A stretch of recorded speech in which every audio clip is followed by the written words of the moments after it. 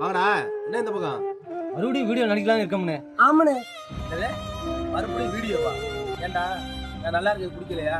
போய் வேலை இருந்தா பாருங்கடா, போங்கடா. முன்னாடியே தப்பு நடந்துருச்சு. நீ எந்த தப்பு நடக்காது என்ன? ஆமாடா, தப்பு நடந்தாதான் இருக்கட்டும்.